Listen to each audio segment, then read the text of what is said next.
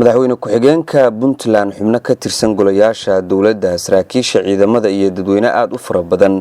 ayaa kaga hortagay gegida diyaaradaha Kanoko ee Garowe madaxweyne gaas oo maanta Garowe dib ugu soo laabtay intaasi kadib waxa madaxweynaha iyo wafdigii la socday ay u soo gudbeen xarunta madaxtooyada halkaas oo saxaafadda kula hadlay Abduuli Maxamed Cali Gaas madaxweynaha dawlad goboleedka Puntland ayaa faahfaahin ka bixiyay shirkii London ee u dhaxeeyay dawlad goboleedyada iyo xukuumadda dhexe iyo sidoo kale safarro uu ku kala bixiyay wadamo ka tirsan qaaradda Yurub waxaan tagnay shirkii London ee Soomaaliya la isugu yeeray in arrinta Soomaaliya laga wada hadlo waxa ugu muhiimsan oo waqtigan iyada laga hadlayna waxay ahayd arrimaha nabadgelyada iyo security-ga dalka sida wax looga bedeli lahaa go'aamo waxaa jira lagu qaatay bishii Abriil 17 xamar oo ku saabsanaa qaab dhismeedka ciidamada dalka iyo sida loo heli lahaa ciidan qaran oo sumad qaran laho dalka cadow gudaha iyo dibadba ka difaaci kara Soomaaliya si weli la si la aqoon jiray arrintaasi waxunbaa la iska yiri waxunbaa la isku raacay dabeedna shirka London waxay ahayd in laga wada hadlo qaabkii loo hirgelin lahaa dawladda Soomaaliyeed looga taageeri lahaa inta iyada ah muhiimadda shirku intaas ay ahayd wixii kala soo raac waxay ahayd arrimaha dhaqaalaha iyo waxa la economic recovery-ga dalka duusan dhaqaale yeelanin oo shaqo abuuris aysan jirinin oo xasuuladu laftigooda waa ay iska dhibadanaysa marka arrimaha dhaqaalaha wax laga yiraahdo oo gaar ahaan dhaqaalaha private sector-ka sidii loo cayilin lahaa oo loo taageeri lahaa dalkan loogu abuuri lahaa wax soo saar wanaagsan fursad bay noo ahayd marka annaga ka Puntland ahaan inaanu maadaama Yurub joogno inaanu qurbo joogtayada muhiimadda aan u aadnay meesha waxay ahayd qurbo joogta inaanu soo aragno wax badan baa qurbo joogta dalka ay tartaa waana u baahan yahay dalkooda in looga warramo maadaama dadka loo warramay social media u warramaya marka in dadka loo tago lala hadlo waxa dalka ka jira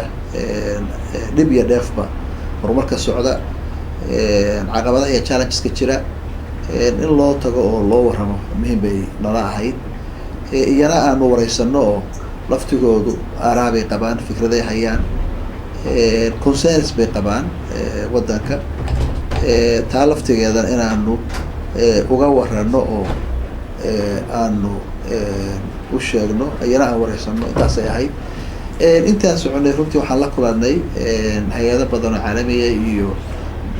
dad badan oo arrimaha Soomaaliya daneeya ha noqdo kuwo maalgashi gaar ah raba ha noqdaan kuwo dawli oo arrimaha horumarinta iyo arrimaha social-ka ijtimaaciga ah oo arrimaha bulshada ka shaqeeya caafimaadka waxbarashada mar uu ka hadlayay shaqooyin ka dhacay Puntland intii uu ku maqnaa dalka dibadiisa oo ahaa dagaalo u dhaxeeyay maleeshiya beeleed wadada gobolka Mudug iyo qarax ismiidaamin ah oo ka dhacay magaalada Boosaaso ayuu sheegay in uu aad uga xun yahay madaxweynaha ayaa shacabka Puntland ugu baaqay inay la shaqeeyaan laamaha amniga si looga guuleysto nabaddiidka